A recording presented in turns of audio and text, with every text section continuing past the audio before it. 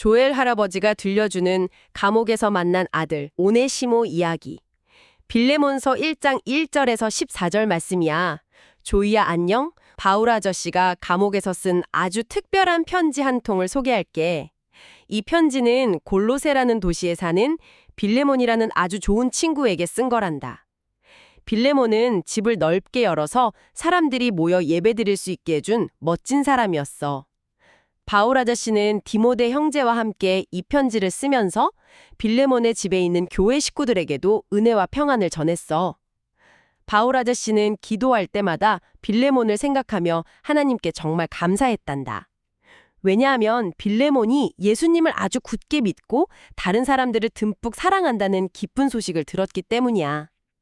빌레몬의 그 따뜻한 사랑 덕분에 많은 사람들이 큰 힘을 얻고 마음이 아주 편안해졌대. 그런데 조이야, 바울 아저씨가 이 편지를 쓴 진짜 중요한 이유가 있어. 바울 아저씨는 나이도 많고 감옥에 갇혀 있어서 아주 당당하게 명령할 수도 있었지만 억지로 시키지 않고 사랑하는 마음으로 부드럽게 부탁을 하나 했어. 바로 감옥에서 만난 오네시모라는 사람 때문이었지. 오네시모를 감옥에서 얻은 아들이라고 부를 만큼 바울 아저씨는 그를 아주 많이 사랑했어. 사실 오네시모는 원래 빌레몬의 집에서 일하던 종이었어. 그런데 주인인 빌레몬에게 큰 잘못을 하고 도망쳐 버렸단다. 예전에는 오네시모가 빌레몬에게 아무런 도움도 되지 않는 나쁜 사람이었어. 하지만 감옥에서 바울 아저씨를 만나 예수님을 알게 된 후로는 완전히 새 사람이 되었단다. 이제는 바울 아저씨에게도 그리고 빌레몬에게도 아주 소중하고 쓸모있는 사람이 된 거야. 바울 아저씨는 자기 심장과도 같이 소중해진 오네시모를 다시 원래 주인인 빌레몬에게 돌려보내기로 했어. 감옥에 있는 바울 아저씨를 곁에서 도와주면 참 좋겠지만 빌레몬이 허락하지 않으면 억지로 하고 싶지 않았거든. 빌레몬이 억지로가 아니라 스스로 기쁘게 용서하고 받아주기를 바랐기 때문이란다.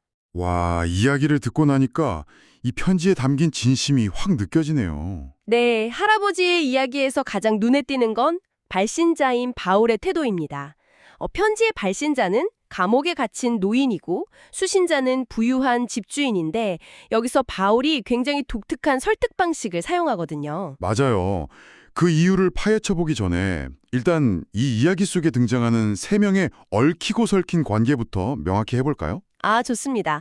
세 명의 핵심 인물이 나오잖아요. 네네.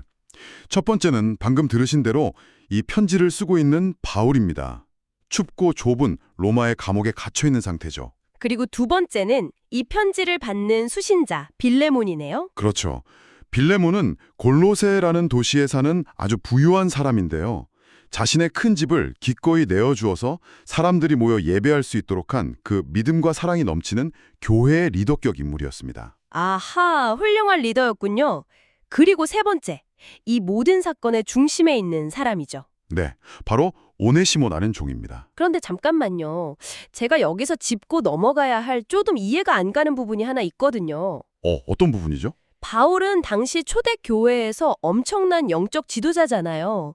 수많은 교회를 세웠고 또 빌레몬 역시 바울에게 영적으로 큰 빚을 진 사람일 텐데요. 네, 맞습니다. 바울의 영향력이 어마어마했죠. 그렇다면 그냥 빌레몬, 당신은 내 제자이자 교회 일원이니 당장 오네시모를 용서하고 받아주시오. 이렇게 한마디 명령하면 훨씬 빠르고 확실하게 문제가 해결되지 않나요? 진짜 날카롭고 중요한 지적이신데요. 왜 굳이 자신의 처지를 한껏 낮춰가면서 빙빙 돌려 어렵게 부탁을 하는 건가요? 사실 바울에게는 그럴 수 있는 충분한 권위와 힘이 있었습니다. 당시 사회적, 영적 지위로 볼 때 바울의 말 한마디면 빌레몬은 속으로 싫더라도 무조건 복종했을 겁니다. 그러니까요. 그냥 시키면 되는 거였는데 말이죠. 하지만 바울이 그 쉬운 길을 택하지 않은 진짜 이유가 있습니다. 바로 인간의 마음이 작동하는 방식, 즉 심리를 너무나도 잘 알고 있었기 때문이죠. 사람의 마음이요? 네, 누군가가 권력을 사용해 억지로 명령을 내리면 겉보기에는 순종하는 것처럼 보입니다. 행동은 통제할 수 있죠. 맞아요. 시키는 대로 하긴 하잖아요. 하지만 마음속 깊은 곳에는 불만과 억울함, 그리고 미움이 독버섯처럼 자라나게 되거든요. 어떤 느낌인지 알 것 같아요. 바울 아저씨는 교회 안에서 높은 자리에 있었고 빌레몬에게 당당히 명령할 수도 있었을 텐데 억지로 시키지 않고 다정하게 권유하네요. 명령 대신 사랑으로 부탁하는 바울의 모습. 정말 세심하신 분이군요. 그렇죠. 정말 세심한 분입니다. 부모님이나 선생님이 무서워서 억지로 미안해 라고 사과하거나 용서해본 경험 우리 청취자 여러분도 다들 있으실 텐데요. 입으로는 용서한다고 말하지만 속으로는 전혀 용서가 안 된 그 찝찝한 상태 말이죠. 정확합니다. 바울이 원했던 것은 그런 가짜 용서, 껍데기뿐인 평화가 아니었습니다. 바울은 빌레몬의 나움 속에서 진정한 변화가 일어나기를 기다린 것입니다. 스스로 우러나오는 변화 말인가요? 네, 스스로 우러나오는 기쁨으로 오네시모를 형제로 받아들이는 진정한 사랑 말입니다.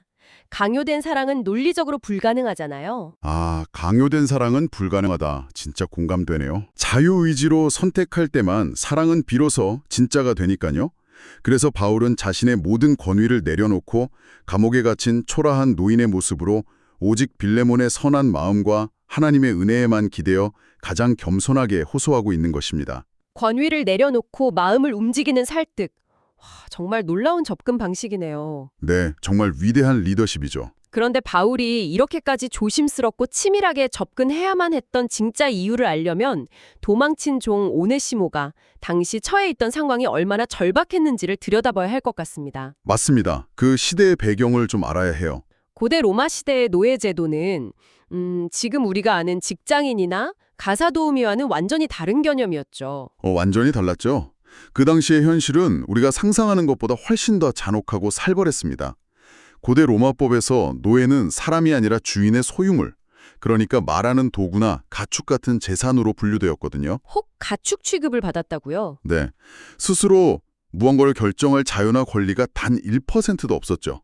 그런데 오네시모는 단순히 주인의 말을 안 들은 정도가 아니었습니다. 아, 주인의 돈을 훔쳐서 달아났다고 했죠? 맞아요. 주인의 돈이나 귀중품에 손을 대고 도망쳤습니다. 이것은 로마 사회에서 가장 무겁게 다스리는 끔찍한 중범죄였습니다. 당시 로마 사회의 뼈대를 이루는 게 노예제도였으니까 노예가 도망가는 걸 봐주면 사회 시스템 전체가 흔들린다고 생각했겠군요. 정확한 통찰입니다. 그래서 로마는 도망친 노예를 잡기 위해 전문적인 현상금 사냥꾼들을 고용하기도 했어요. 현상금 사냥꾼까지요. 세상에. 네, 도망친 노예가 붙잡히면 본보기로 이마에 FUG, 즉 도망자라는 글자를 불에 달군 쇠로 지져서 평생 지워지지 않는 낙인을 찍었습니다. 와, 너무 무섭네요. 심지어 채찍에 맞아 죽거나 십자가에 매달려 아주 고통스럽게 처형당하는 경우가 허다했습니다. 주인의 기분에 따라 노예의 생사가 그 자리에서 결정되는 아주 절망적이고 캄캄한 상황이었던 거죠. 세상에. 그 이야기를 들으니 오네시모가 로마의 좁고 어두운 골목길에 숨어 지내면서 얼마나 벌벌 떨었을지 상상이 가네요. 문을 두드리는 소리만 나도 거리를 지나가는 로마 군인의 발소리만 들어도 심장이 멎는 것 같았겠죠? 매일매일이 지옥 같았을 겁니다. 당장 내일 죽어도 이상하지 않을 사형수나 다름없는 처지였으니까요. 그런데 여기서 제가 자료를 꼼꼼히 읽다가 정말 깜짝 놀란 대목이 하나 있습니다. 오, 어떤 대목인가요? 와, 헬라어로 오네시모가 유익한 사람, 쓸모있는 사람이라는 뜻이라니 정말 놀랍네요. 원래는 이름과 정반대로 큰 손해를 끼치는 쓸모없는 사람이었는데 예수님을 만나고 나서 이름의 진짜 뜻처럼 새롭게 태어난 거잖아요. 아, 바로 그 부분입니다. 그 부분에서 이 편지가 가진 문학적이고 영적인 경이로움이 폭발하죠. 이름 뜻이 유익한 사람이었다니 정말 아이러니해요. 부모님이 그에게 오네시모라는 이름을 지어주셨을 때는 어디서든 세상에 꼭 필요하고 쓸모있는 유익한 사람이 되어라 라는 간절한 소망이 담겨 있었을 것입니다. 부모님의 마음은 다 똑같으니까요. 하지만 그의 현실은 어땠습니까? 주인의 뒤통수를 치고 큰 재산상의 손해를 입힌 뒤 도망친 사회의 가장 밑바닥 쓰레기 취급을 받는 그 아무짝에도 쓸모없는 도망자 신세로 전락하고 말았습니다.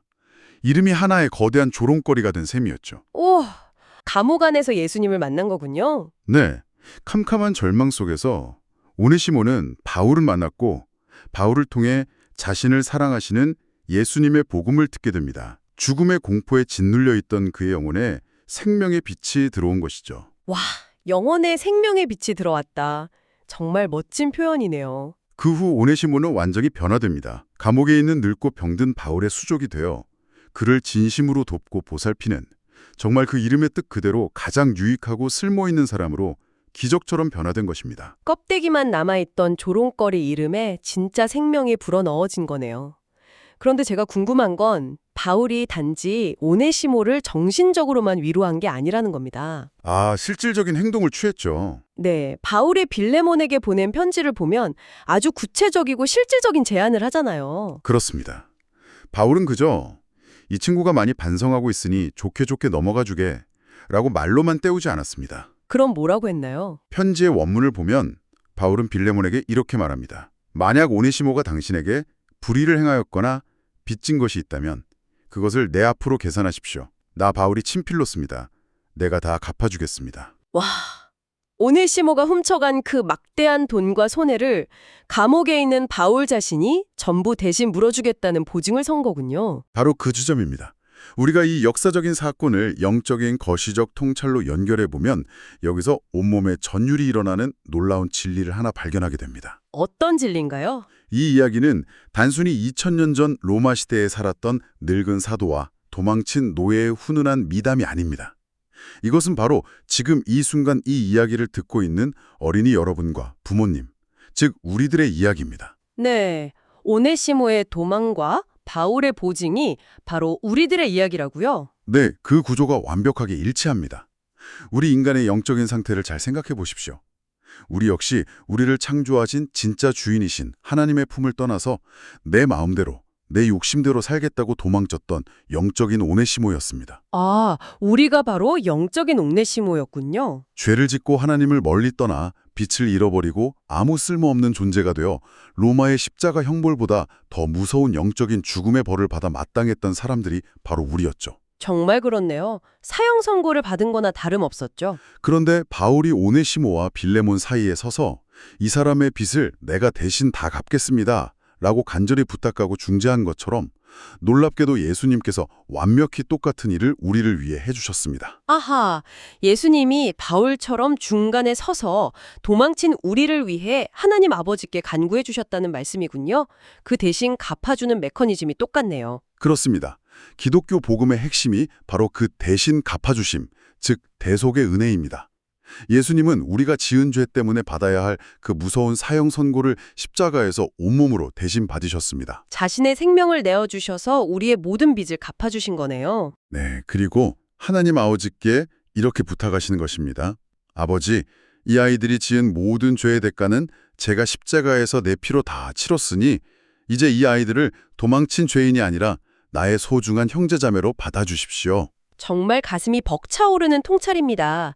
그러니까 빌레몬서라는 이 짧은 편지 한 장 안에는 단순한 용서를 넘어서 십자가의 복음과 구원의 놀라운 기적적인 원리가 고스란히 압축되어 담겨 있었던 거군요. 맞습니다. 성경 전체를 관통하는 핵심 메시지죠. 쓸모없던 도망자가 대신 대가를 치러주는 누군가의 거대한 사랑 덕분에 흠없는 소중한 자녀가 된다?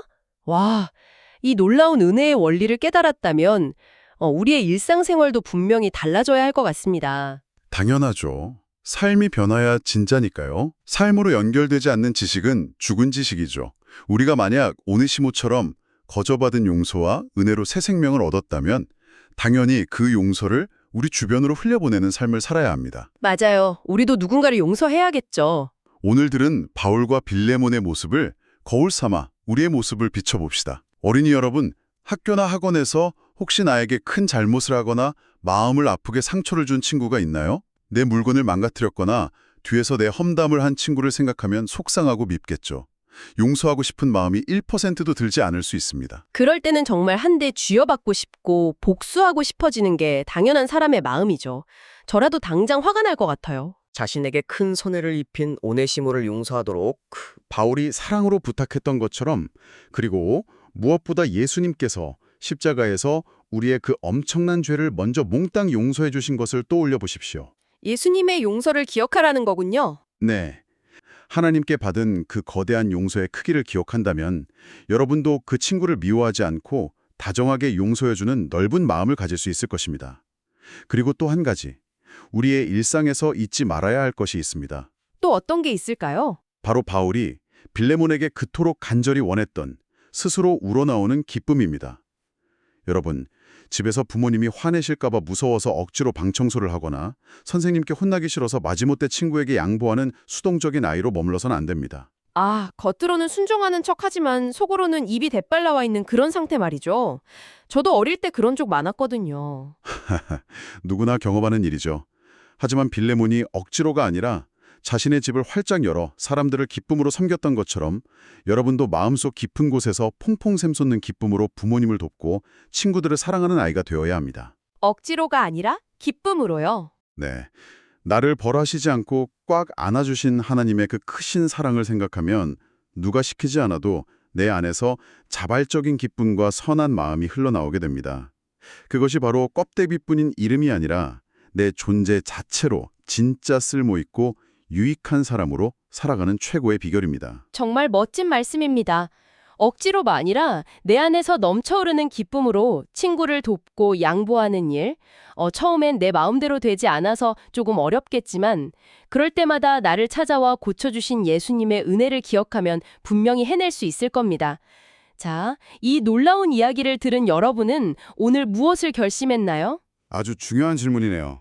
무엇을 결심했을까요? 오늘 내내 얄밉게 굴었던 동생을 한번 꼭 안아주기로 마음먹었을 수도 있고 내일 학교에 가면 나를 괴롭혔던 친구에게 먼저 다가가 따뜻한 말을 건네보겠다는 작은 다짐이 생겼을 수도 있을 텐데요.